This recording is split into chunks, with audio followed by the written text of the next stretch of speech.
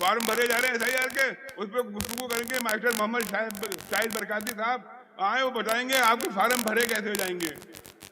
शाहिद बरकाती साहब तशरीफ लाएं।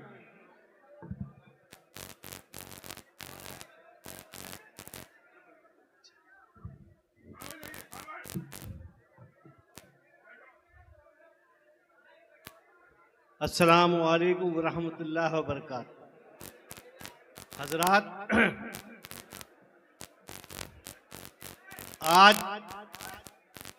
आजकल पूरे उत्तर प्रदेश में SIR का बहुत चर्चा है। ये SIR क्या है और ये SIR से हमारा क्या ताल्लुक है और हमें उसे किस अंदाज से देखना है, इसके लिए कुछ मैं अर्ज मारूज करना चाहता हूं। आप हज़रात जानते हैं कि हर साल वोटर लिस्ट बनती है, लेकिन इस साल की जो वोटर लिस्ट इलेक्शन कमीशन की जानिब से बनाई जा रही है, वो माजी में बनने वाली वोटर लिस्ट से बिल्कुल अलग थलग है। इस वोटर लिस्ट में शामिल होने के लिए अब हमको हर सूबे के सारे बाशिंदों को अपनी शहरियत साबित करनी पड़ेगी कि आप इस मुल्क के शहरी हैं या नहीं हैं। दस्तावेज जो इलेक्शन कमीशन ने 11 दस्तावेज बताए हैं, उसको की रोशनी में अगर आप इस मुल्क के शहरी होंगे तो आपका नाम वोटर लिस्ट में शामिल किया जाएगा। इलेक्शन कमीशन ऑफ इंडिया ने इस SIR में मुल्क के शहरियों को 4 हिस्सों में उनकी डेट ऑफ बर्थ की बुनियाद पर तकसीम किया है। वो समाअत फरमा लें। जिनकी पैदाइश 1 जनवरी 1987 से कब्ल हुई है और उनका नाम 2003 की वोटर लिस्ट में है, ऐसे वोटर्स जिनकी पैदाइश 1 जुलाई 1987 से कब्ल हुई है और 2003 की वोटर लिस्ट में नाम है, उनको किसी भी तरीके का दस्तावेज जमा करने की कोई जरूरत नहीं है। उसको सिर्फ गणना पत्र भरना है और गणना पत्र के भरते ही जब ड्राफ्ट वोटिंग लिस्ट आएगी तो उसमें आपका नाम आ जाएगा। 1 जुलाई 1987 से कब्ल पैदा होने वाले वोटर्स और जिनका नाम 2003 की वोटर लिस्ट में नहीं है, उनको क्या करना है? उनको ये करना है कि उनको गणना पत्र के साथ अपनी तारीख पैदाइश के लिए उन 11 दस्तावेज में एक दस्तावेज गणना पत्र में उसको शामिल करना पड़ेगा। और मैं वो गुफ्तगू के आखिर में मैं आपको बताऊंगा कि वो 11 दस्तावेज कौन से हैं। तीसरा वर्ग ये है जिनकी पैदाइश 1 जुलाई 1987 के बाद हुई हो और 1 जुलाई 1987 के बाद और 2 दिसंबर 2004 के दरमियान जिनकी पैदाइश हुई है, वो शहरी जब गणना पत्र जमा करेंगे उनकी वोटर लिस्ट में नाम की शमूलियत के लिए जरूरी ये है कि वो अपनी डेट ऑफ बर्थ के साथ साथ अपने वालिदैन में से किसी एक का, यानी अपनी वालिदा या अपने वालिद का किसी एक का उन दस्तावेज 11 दस्तावेज में एक दस्तावेज आगे जमा करना पड़ेगा, तभी आपका नाम वोटर लिस्ट में शामिल किया जाएगा। अब जिनकी पैदाइश 2 दिसंबर 2004 के बाद हुई है, ऐसे शहरी उनको अपने डेट ऑफ बर्थ का कोई दस्तावेज और अपने वालिदैन का डेट ऑफ बर्थ का दस्तावेज शामिल करना है। कुल मिला के आप ये समझ लीजिए कि अपना और अपने वालिदैन के दस्तावेज को आपको संभाल कर रखना है। अब आपके दरमियान इलाकों में बीएलओ आ रहे हैं। इलेक्शन कमीशन की गाइडलाइन के एतबार से उनको चाहिए कि वो आपको 2 गणना पत्र दें, लेकिन शिकायत ये आ रही है कि एक गणना पत्र बीएलओ को दे रहे हैं। अगर ऐसा कुछ है तो आप अपने इलाके के जो एआरओ साहब हैं उनसे आप शिकायत कर सकते हैं। अब ये गणना पत्र क्या है? गणना पत्र के साथ आपको कोई भी दस्तावेज बीएलओ को नहीं देना है।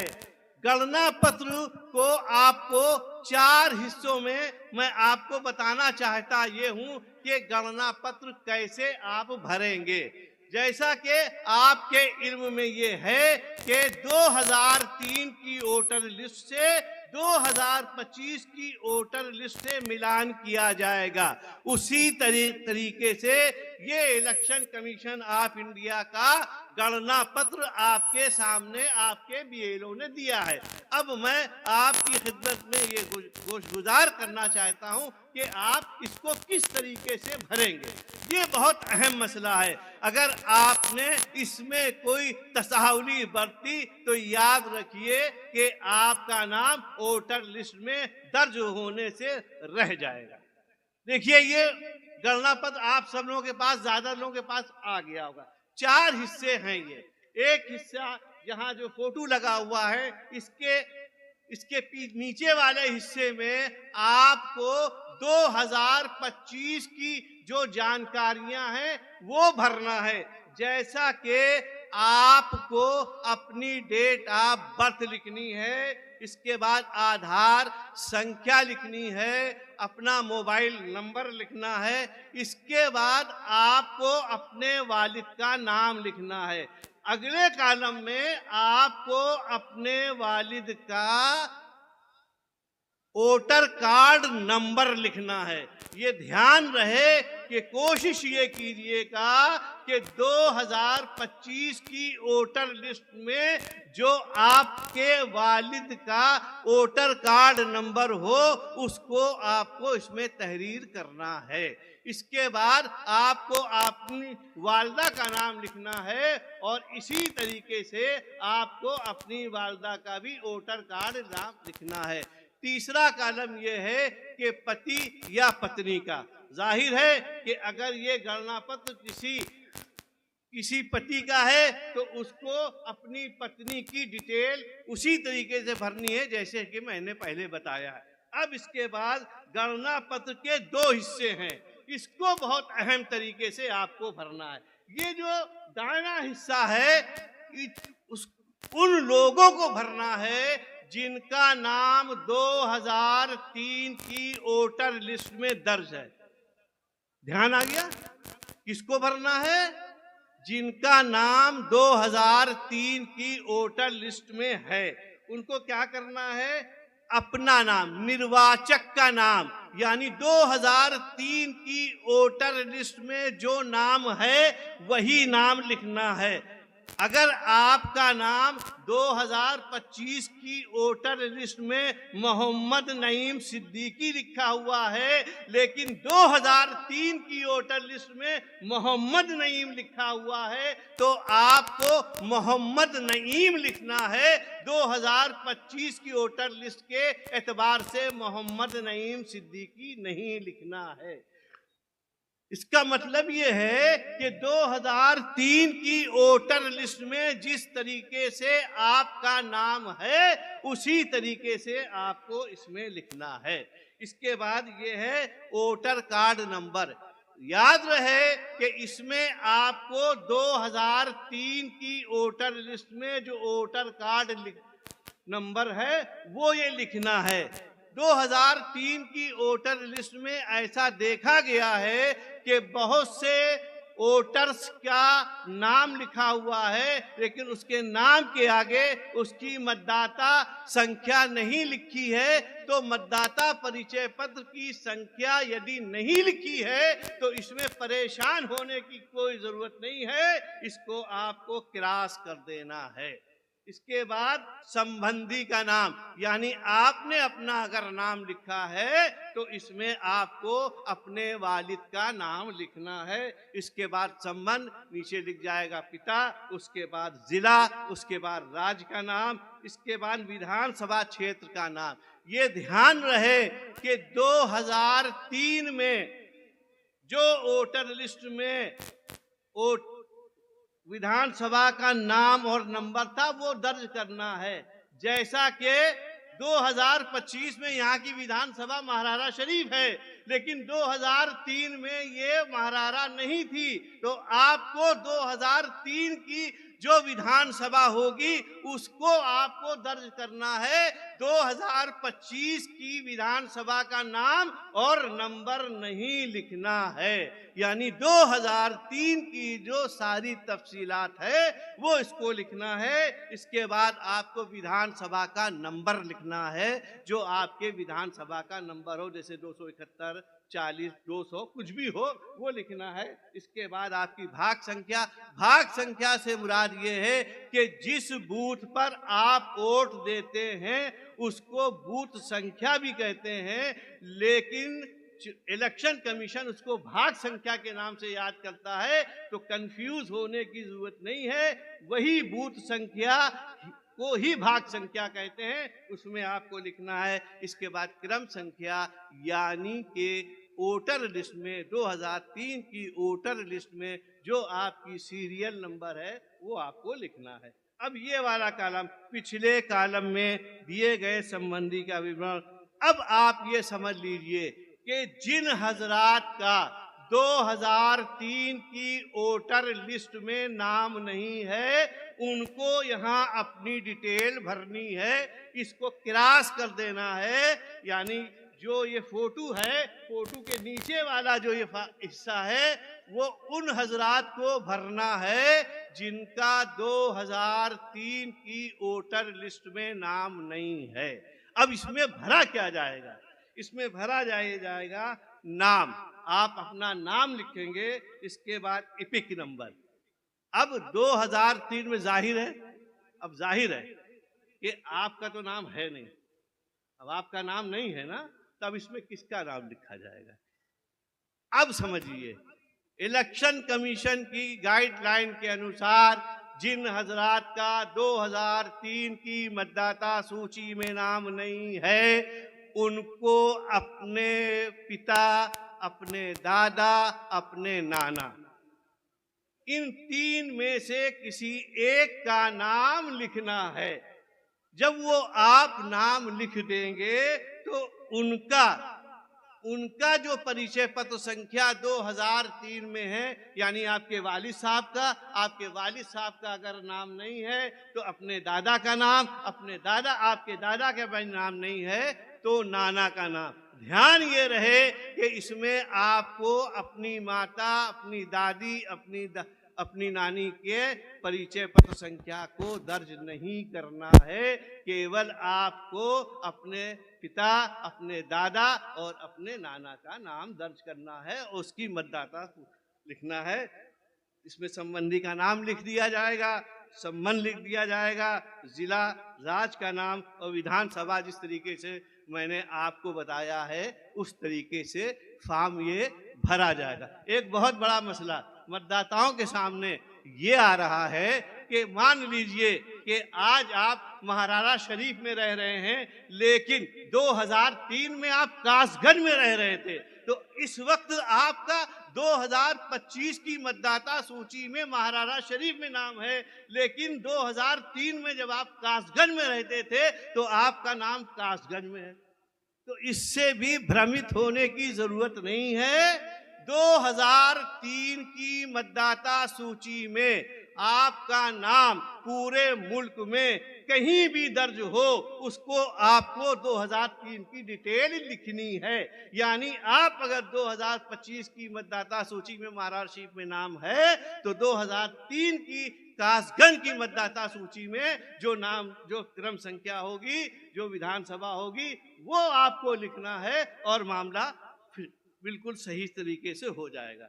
क्योंकि माइग्रेशन होते रहते हैं, मकान में लोग रिहाइश बदलते रहते हैं, नौकरी की वजह से और दूसरी वजह से। अब मैं आपकी खिदमत में ये बताना चाह रहा हूं कि इलेक्शन कमीशन ऑफ इंडिया ने वो कौन से 11 दस्तावेज बताए हैं जिनमें से किसी एक को आपको जमा करना। ये ध्यान रहे कि अभी जो पहला मरहला चल रहा है 4 नवंबर से 4 दिसंबर के दरमियान, उसमें आपको गणना पत्र के साथ किसी भी तरीके की दस्तावेज नहीं देना है।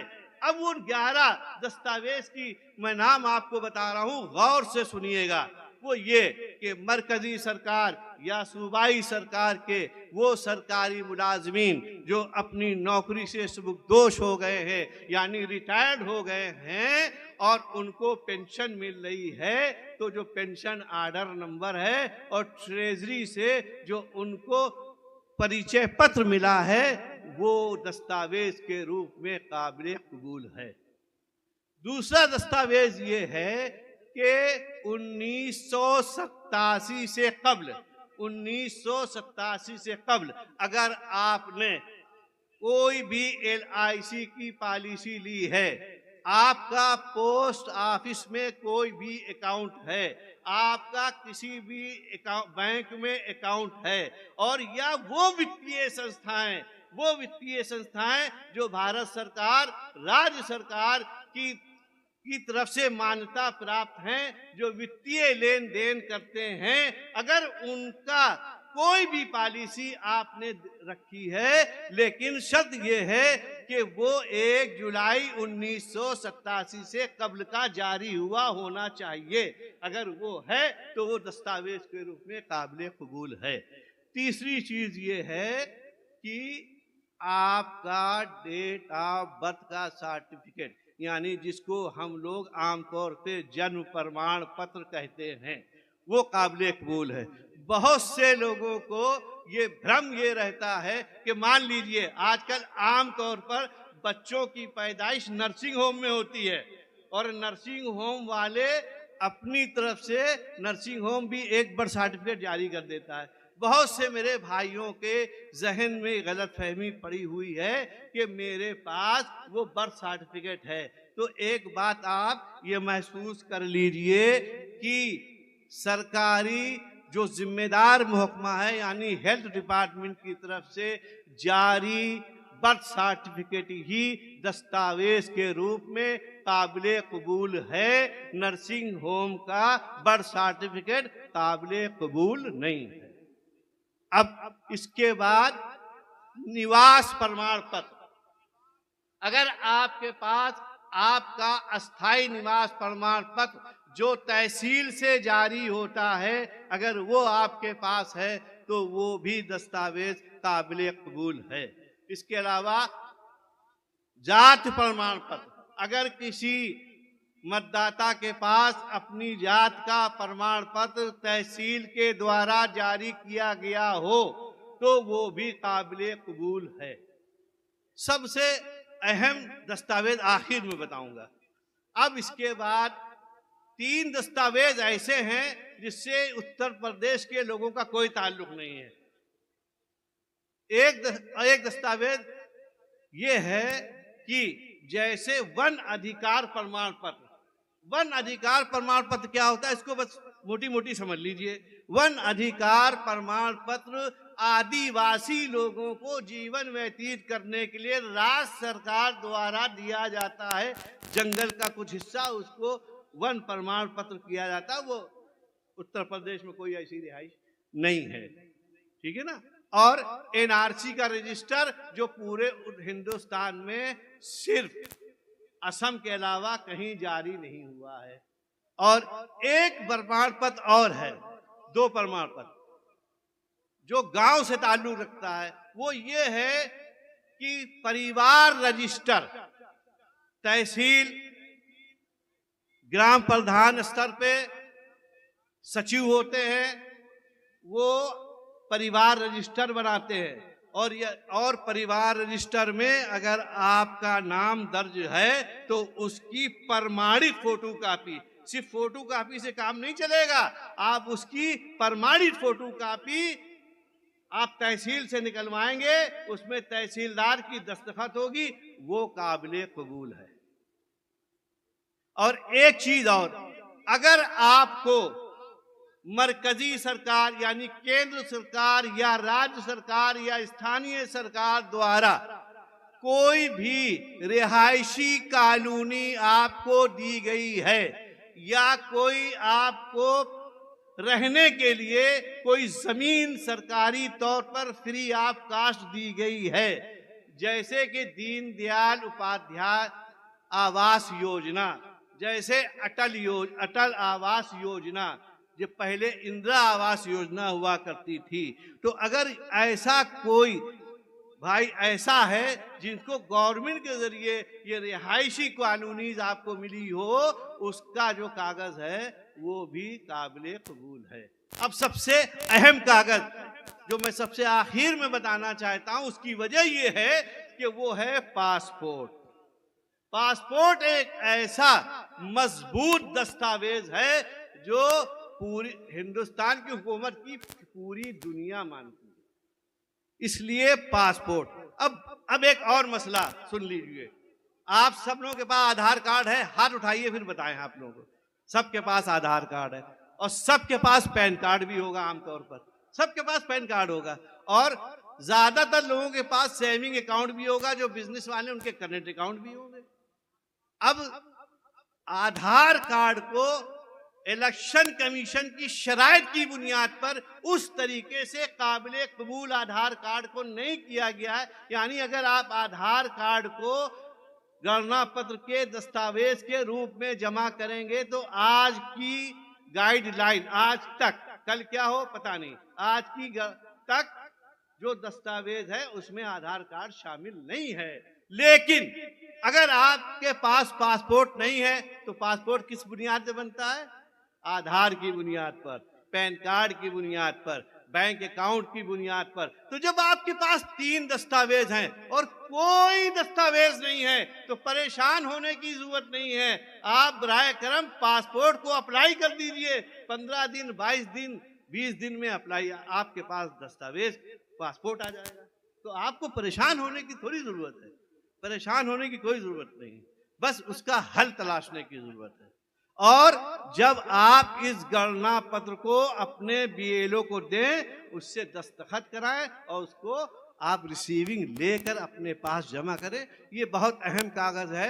अब सुनिए, जिनका नाम 2003 की वोटर लिस्ट में नहीं है तो वो ये परेशान ना हो। मान लीजिए उनके वालिद का भी नाम नहीं है, उनके दादा के भी नाम नहीं है, उनके नाना का भी नाम नहीं है, तो नीचे के दोनों का नाम आप खाली छोड़ देंगे और आप ये सोचेंगे कि आपका मतदाता सूची में अब नाम नहीं है। ऐसा नहीं है। आपको गणना पत्र जरूर जमा करना है, चाहे आपके पास ये 11 दस्तावेज जिसकी फहरिस्त मैंने आपको बताई है आपके पास हो और चाहे ना हो। वो क्यों कह रहा हूं? जब आप गणना पत्र जमा कर देंगे तो जब ड्राफ्ट वोटर लिस्ट 4 दिसंबर के बाद जारी होगी तो उसमें आपका नाम आ जाएगा, लेकिन उसके बाद आपको एक नोटिस जारी हो जाएगी कि आप जो आपने दावा प्रस्तुत किया है कि आप इस मुल्क के शहरी हैं, अब आप अपना प्रमाण पत्र प्रस्तुत करें और इस दरमियान आप अपना पासपोर्ट बनवा लीजिए। उससे मजबूत कागज कोई नहीं है। एक शिकायत और मिलती है, आपको गणना पत्र दे गया, आपने कहीं उसको खो दिया। अब वो गणना पत्र बहुत अहम है, उसमें आपका बार कोड है, आपका फोटो है और 2025 की तफसीलात है, तो आपने उससे खो दिया। अब मिलेगा कैसे? बता दे रहा हूं, बहुत से लोगों को खो सकते हैं, इसलिए सरकार बता रहे हैं। उसकी वजह ये, अगर आपका वो खो गया है तो सबसे पहले आप ARO को ये एप्लीकेशन देंगे कि मैं फला विधानसभा का इस भाग संख्या का मतदाता हूं, मुझे BLO के जरिए 2 गणना पत्र दिए गए थे, लेकिन घर से ऑफिस या किसी काम से जाते वक्त वो कहीं गिर गए हैं, इसलिए आप हमको वो उसकी डुप्लीकेट जारी कर दीजिए। तब आपका एआरओ उसको, जो आपका डीएम है, उसको रेकमेंड करके भेजेगा और डीएम उसको हुक्म देगा कि हाँ आप इनकी रिप्रिंट करवा दीजिए। तब एक तो तरीका ये, और दूसरा तरीका बहुत आसान है, वो ये है कि आपका खो गया, परेशान ना होइए, किसी से शिकायत करने की जरूरत नहीं है। तो फॉर्म कैसे भरा जाएगा जब शिकायत नहीं करना है? तो आप ऑनलाइन भर दीजिए। इलेक्शन कमीशन की गाइडलाइन है ये, आप ऑनलाइन भर दीजिए और आपका जब वो ऑनलाइन भर जाए उसका प्रिंट आउट निकलवाइए और वो उस बीएलओ को उसकी कॉपी दीजिए, उससे रिसीविंग ले लीजिए, आपका फॉर्म भर जाएगा। इसलिए हैरान परेशान होने की कोई जरूरत नहीं है। आपको मेरा ख्याल है सारी जो आपके दिलो दिमाग में जो सवालात थे वो मैंने कोशिश की है इस मुख्तसर गुफ्तगू में कि आप हज़रात की खिदमत अक़दस से पेश कर दिया जाए। अगर कोई बात हो तो हमसे बाद मीटिंग के पूछ लीजिएगा। मेरा मोबाइल नंबर, हाँ जी सर।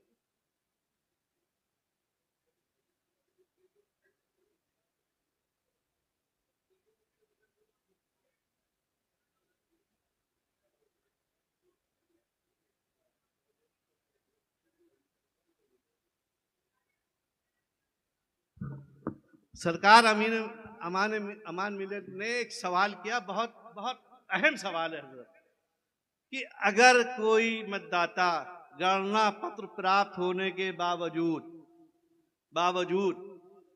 तसाहुली बरतता है और वो गणना पत्र नहीं भरेगा तो उसका नुकसान मालूम क्या होगा? आपकी ड्राफ्ट वोटर लिस्ट में आपका नाम नहीं आएगा, और ड्राफ्ट वोटर लिस्ट में जब आपका नाम नहीं आएगा तो आप वो वक्त जो इलेक्शन कमीशन ने बनाया है 4 नवंबर और 4 दिसंबर के दरमियान, वो आप नहीं जमा करेंगे तो आपका वोटर लिस्ट में नाम दोबारा आएगा नहीं। और ये वोटर लिस्ट जो बन रही है वो शहरियत की बुनियाद पे बन रही है। तो आप ये समझ लीजिए कि अगर आपने गणना पत्र ना जमा करने की गलती की तो आपकी शहरियत के आगे सवालिया निशान लग जाएगा और उसको हल करने में आपको बहुत दिक्कत है। एक बात ज़हन में बिल्कुल रख लीजिए अच्छी तरीके से, अगर आपने ये गलती की खुदा न खास्ता तो बहुत बड़ा नुकसान ये है। आप इसको आम तौर पे जो मतदाता सूची तैयार होती है वैसा न समझिएगा, इसलिए ये बहुत अहम है, इसमें कोई तसाहुली न बरतिए। सरकार अशरफ मिल्लत फरमा रहे हैं कि आप इस तकरीर का एक वायरल करने के लिए अलग से बना दीजिएगा आप हजरात, ताकि उसको वायरल कर दिया जाए, क्योंकि तकरीर अभी की है, बहुत लोग सुन के बाद में भूल जाएंगे। तो मैं आपसे कह रहा था मेरा मोबाइल नंबर नोट कर लीजिए, आपको कहीं भी कोई परेशानी हो आप मुझे फोन कीजिएगा 9839909070। ये नंबर नोट कर लीजिए। आपको जब भी कोई परेशानी हो, अगर आप अपना गणना पत्र भरते हैं उसकी व्हाट्सएप कॉपी मुझे भेज दीजिए, हम उसको चेक कर लेंगे। 9839909070।